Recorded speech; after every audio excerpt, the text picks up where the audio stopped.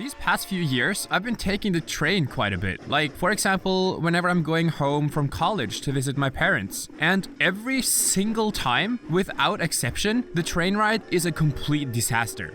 First of all is all of the noise. And I'm not talking about normal train noises that you would expect a train to make. I'm talking about the people on the train who somehow manages to always do the loudest version of whatever they are doing. And I have to assume that these are just normal people, but somehow being on a train is an excuse to make sound to them. What a nice day to be normal and only make socially acceptable amounts of noise. Oh, here comes my train. Like, for example, eating. The last time I was taking the train, there was a lady on there with me and she was eating. And what was she eating? Maybe something that doesn't make that much sound is not to bother the other people on the train? I hear you naively suggest. No, wrong. This lady was just straight up snacking on carrots. Raw carrots, dude. And listen, I have nothing against carrots. I have no beef with carrots. But I dare you to find a louder thing to snack on. Carrots might be the loudest food in existence. Or you know what? Fuck it. I'll say it. It might be the loudest thing in existence.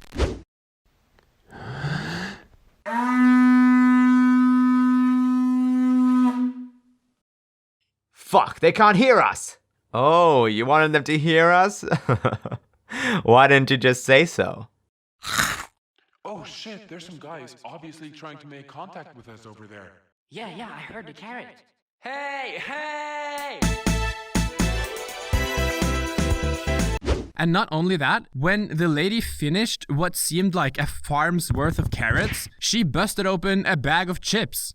Like, lady, are you doing this to make sound? Because to me, it doesn't seem like you're trying to satisfy your hunger anymore. This seems more like you're doing some kind of weird-ass mouth noise band practice.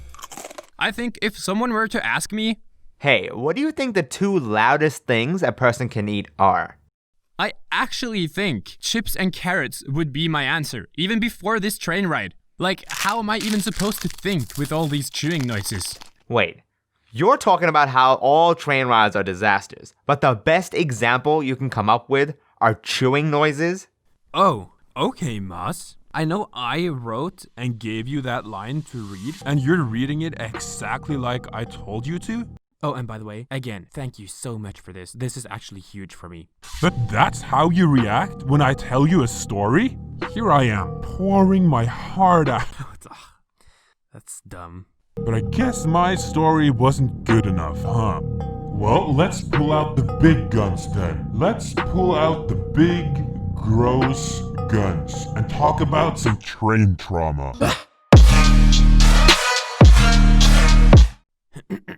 And by trauma, I mean the first time I tried to use a train bathroom.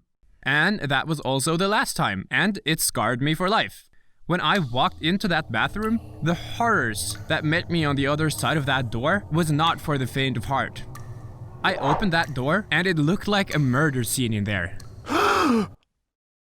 Or it would have looked like a murder scene if blood smelled like shit, and looked like shit, and was shit. It looked like a murder scene if blood and shit was the same thing. And I won't go into all of the details because, one, I didn't stick around to study them, and two, gross. But I will say this one word here. Undigested. It kind of looked like someone left just the inside of a Snickers bar in there. And if you don't want a Snickers bar right now, that's fine.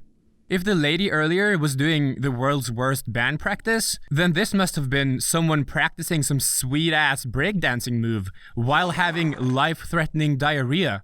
Like, how does someone manage to get it everywhere? Now, I know this was only 2 examples, but I actually think I have one example from every single train ride I have ever taken. It's never just a normal train ride. Hey, trains? Are you trains, or are you Halloween movie insane asylums? Because I'm looking around me in here, and I see nothing but completely unhinged people.